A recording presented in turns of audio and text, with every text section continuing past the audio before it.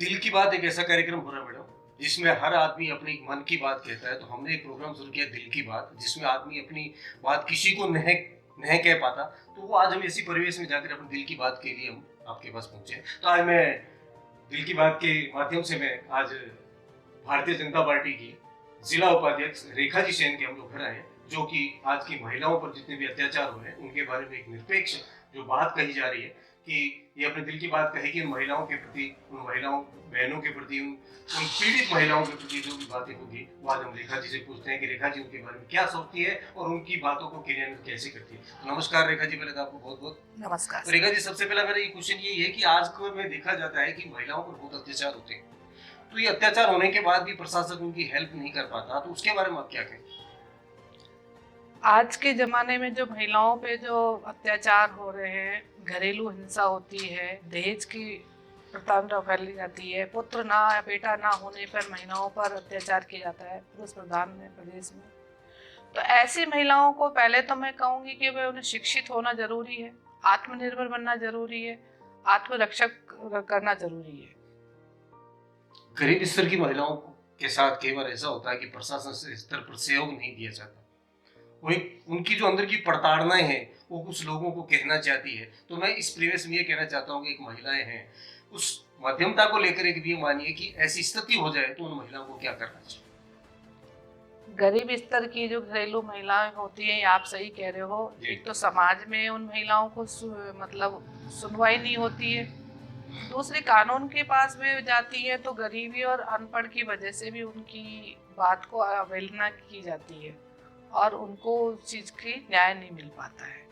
ऐसी महिलाओं के लिए तो मैं ये कहना चाहूँगी कि पहले तो वो अपनी जिस नगर या में रहती हैं, तो ऐसी जो महिलाएं एनजीओ वगैरह चलाती है, जो कानून को समझती हैं, उनसे अपनी मन की बात कहे और उन्हें बताए, ताकि उनके बारे में जाके अपने कानून के अधिकारी से उसके लिए न्याय की बात करे और उनके हक की बात लड़ने के लिए बात कह के उनकी समस्या को निजात दे सके।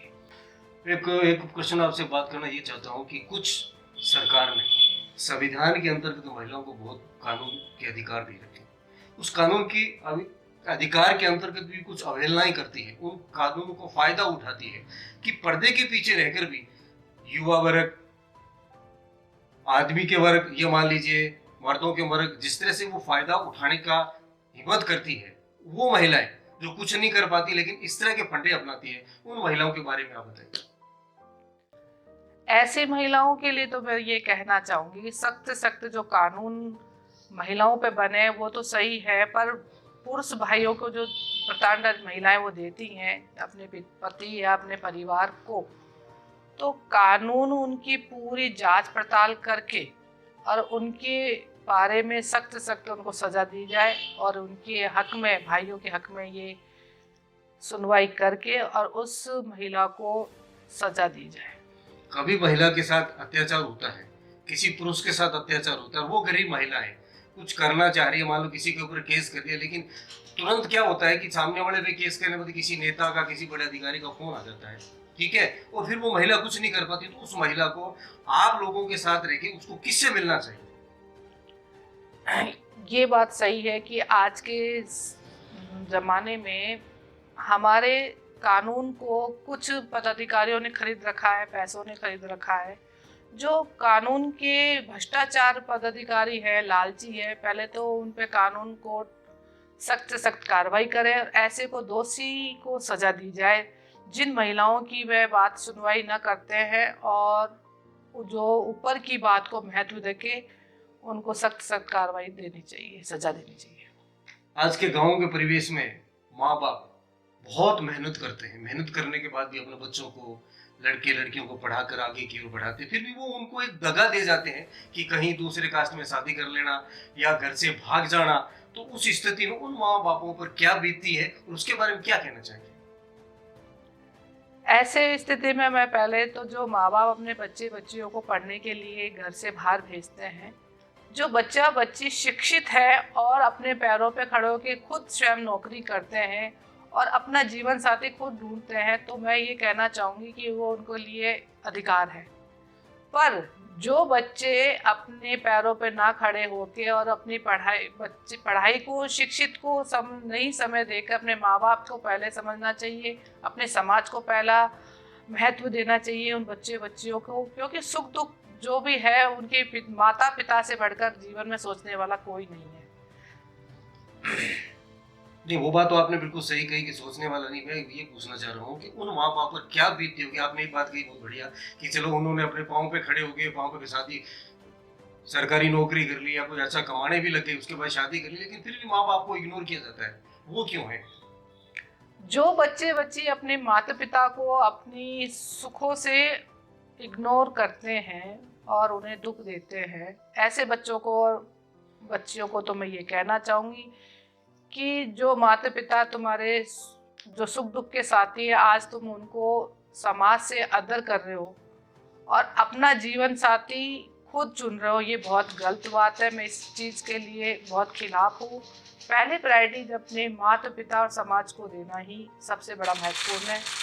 ऐसे माँ बाप को भी अपने बच्चों को कुछ संस्कार देना चाहिए कि वो ऐसा कदम क्यों उठा रहे हैं, उसमें कमी भी देखनी चाहिए और उनकी समझना भी चाहिए, उनको समझाना भी चाहिए।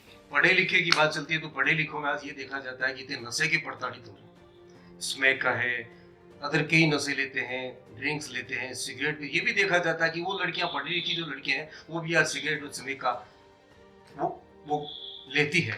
तो उस स्थिति में आप उनको क्या कहेंगे? वो समझदार भी है, उनको पता नहीं लेना चाहिए, उसके बाद भी उनकी जो कैटेगरीज बन जाती है, जिन लोगों के साथ वो रहन सहन बन जाता है, फिर भी वो इस नशे से दूर नहीं हो पाता। आज का समाज, आज का युग, आज की पीढ़ी जो हवा वातावरण में जो ये चल रहा है नशा मुक्त में, और मतलब अपना जीवन जो नशा मुक्ति में वो दे रहे हैं, वो एक अच्छी बात नहीं है। क्योंकि माता पिता की तुम आने वाली पीढ़ी भविष्य हो देश की और अपने घर की। मतलब जो बच्ची अपनी काया और शरीर को महत्व नहीं देता, नशा में डूब रहा है, अपने सुखों को मतलब इस नशा मुक्ति में देखना चाहता है, तो ये अच्छी बात नहीं है। ऐसे में उन बच्चों, माता पिता क्या होता है, पढ़ने के लिए उन्हें अपने घरों से, अपने शहर से बाहर भेजते हैं और वो इतने हवा में, वातावरण में खुले होके अपने शौक और चीज़ों को जो पूरा कर रहे हैं और अपनी शिक्षा को पीछे हटा के अपना भविष्य बर्बाद कर रहे हैं। ऐसे बच्चों को तो मैं यही कहना चाहूँगी कि जीवन में अपने परिवार से बढ़कर इस दुनिया में कुछ भी नहीं है। नशा एक जहरीली चीज़ है जो खुद को भी नाश करता है, अपने देश को भी नाश करता है और शरीर को भी नाश करता है। ऐसे में मैं उन सरकार से भी ये कहना चाहूँगी कि बच्चों के भविष्य को देखते हुए, हमारी युवा पीढ़ियों को देखते हुए, इस पे सख्त से सख्त कानून का बहुत आगे बढ़ चढ़कर हाथ होना चाहिए। जो गरीब महिलाएं हैं, प्रताड़ित हो रही है, आपने सब कुछ बता दिया, लेकिन वो महिलाएं यदि डायरेक्टली अगर आपसे मिलना चाहे तो क्या करें? अगर ऐसी महिला जो अपने घर में किसी चीज़ से भी प्रताड़ित है, हिंसा से है या अपने आदमी की अत्याचारों से है या बच्चों से भी है, तो ऐसी महिलाएं मेरे से आके मिलके उनसे मेरे से जो भी बन सकेगा, पहले तो मैं उन्हें कानून की पास लेके जाऊंगी या फिर उनको किसी एनजीओ वगैरह से जो उन्हें मिलता है। नहीं मैडम, एनजीओ की बात करती है, एनजीओ को तो हटा देते हैं कि जब आप आज के प्रशासक स्तर पे, आज सरकार में आप हैं, आपकी जो अभी भारतीय जनता पार्टी का जनादेश है, आप भारतीय जनता पार्टी में एक जिले की उपाध्यक्ष हैं, तो जिले के उपाध्यक्ष होने के नाते किसी एनजीओ के पास तो जाने की आवश्यकता नहीं पड़ेगी, क्योंकि अब अगर एनजीओ के पास आएगी तो फिर वो आपके पास क्यों आएगी? मैं ये कहना चाह रहा हूँ कि वो डायरेक्टली आपके पास में आए तो आप क्या उनकी हेल्प करेंगी? डायरेक्टली प्रशासन स्तर से उनको सहायता दिलाएगी? वो कहना चाह रहा हूँ। मैं जिस पद पे हूँ उस पद की गरिमा को देखते हुए पहले तो मैं अपने उस अधिकारी से बात करूँगी और उस महिलाओं को न्याय के बारे में न्याय दिलाऊंगी और उस स्तर पे सख्त से सख्त अगर वो न्याय नहीं मिलता तो कठोर कार्रवाई करके उस न्याय अधिकारी को सजा दिलवाऊंगी। नमस्कार, चलते हैं अगले अंक में। धन्यवाद। धन्यवाद।